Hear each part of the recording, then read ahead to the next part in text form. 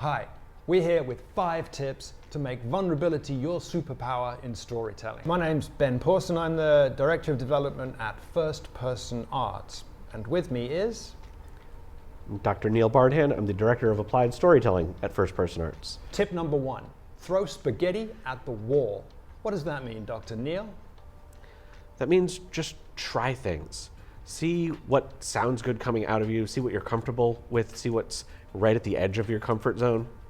And then push it a little bit further. Exactly. Tip number 2 is write, revise, repeat. Dr. Neil, any words of wisdom on that? It's the reminder that telling your story isn't a once and then you're done process. You're going to want to revisit your story to try out different language, try it for a different audience, connect it to other parts of your life, and see where it takes you. And then you're going to evolve personally as well. Tip number 3, remember, the audience doesn't know you yet. What do we glean from this?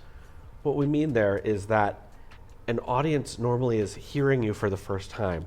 They don't know what you believe. They don't know why you're up on stage. They don't know, what your personality was like at age of 14. If you're telling a story about when you were 14, you have to let them in some way.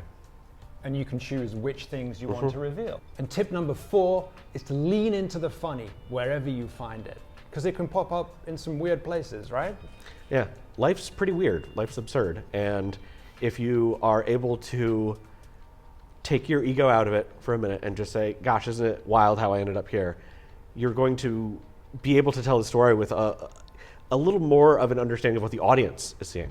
Yeah. Marjorie Winter, one of our champion storytellers, put it to me. She says, I do free writing and I'm crying as I'm writing it, but then I come back and read it and it's hilarious. Yeah.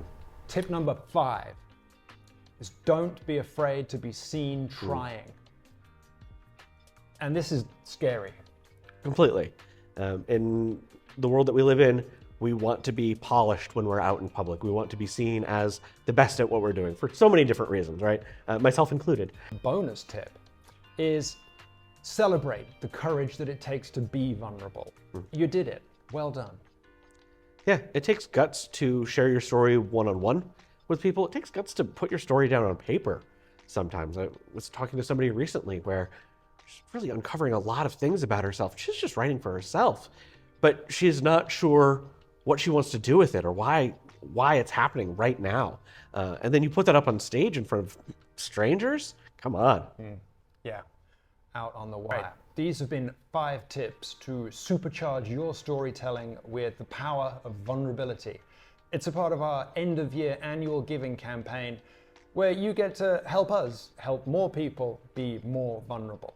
Thanks for listening. And we're looking so very good today because of our very gracious hosts, Ground Floor Studios and Chatterblast Media, who have donated the time in their amazing studio down here in Center City. Check the link in the bio.